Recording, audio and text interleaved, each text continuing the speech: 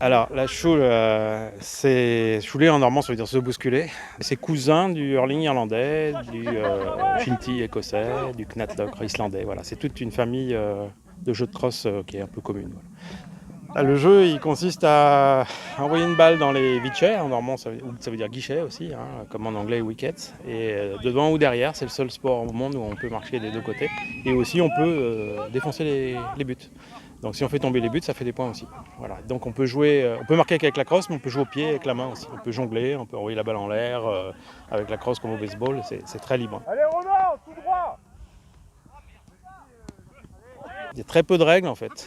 Donc ça, on est très libéré, on n'a pas trop de contraintes dans le jeu. Les règles, il faut passer la balle dans les buts, dans les wickets. Voilà, devant ou derrière. Donc il n'y a pas vraiment de gardien. Et la personne qui est devant les wickets, si elle fait tomber la barre, c'est un point pour l'adversaire justement. Donc il faut passer dedans ou faire tomber la barre. C'est très simple, hein, mais avec la crosse. Ensuite, vous progressez comme vous voulez, au pied, à la main, en tapant en l'air. On jouait au Moyen-Âge, on a des écrits, et surtout en Normandie, on y jouait beaucoup à la Renaissance en fait. Essentiellement, beaucoup à la Renaissance, on a beaucoup d'écrits à la Renaissance, notamment dans le Cotentin et sur la vallée de la Seine, avec les crosses. Et sans crosse, vallée de la Seine, Pays de Caux, Bocage, Vire, Flers, et Cotentin toujours. Et ensuite, ça s'est un peu disparu, c'est remonté au XVIIIe siècle parce qu'on jouait pendant les mariages, juste avant ou juste après. Voilà. Et ensuite, ça a été interdit à partir de 1850 à peu près. Donc après, c'était joué un petit peu sous le manteau. Mon arrière-grand-père y a joué jusqu'en 1913. Alors sans crosse, mais entre deux villages, c'était à la fête patronale et il y avait des gens qui surveillaient dans les clochers pour savoir si la gendarmerie venait pas pour leur interdire de le faire. Mais en général, ça se passait bien à partir du moment où il n'y avait pas de blessés, ou encore moins de morts. Il y avait pas, on laissait passer les choses, quoi. Et après, ça a disparu après la guerre 14-18, beaucoup. Et c'est surtout à la crosse où on jouait encore dans les années 42-43, et essentiellement dans le Cotentin. Et c'est ancestral et c'est un peu dans l'état d'esprit des gens. Quand on a recommencé à jouer en Normandie, les gens ont tout de suite adhéré. Donc c'est resté dans l'histoire, c'est dans les bouquins. Donc il y a toute une ancestralité du jeu. Hein, donc on joue dans les écoles aussi maintenant de plus en plus. Ça commence à bien fonctionner.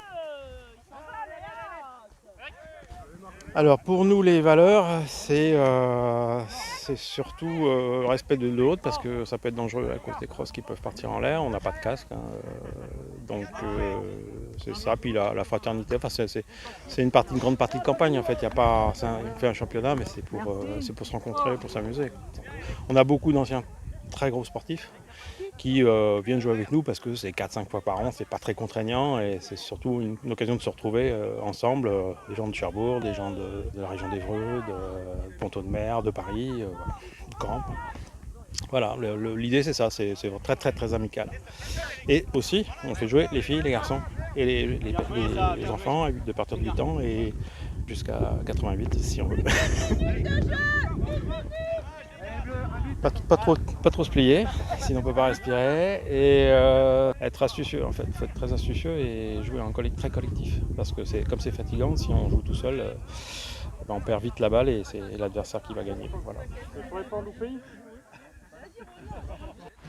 Retrouvez tout France Bleu sur francebleu.fr.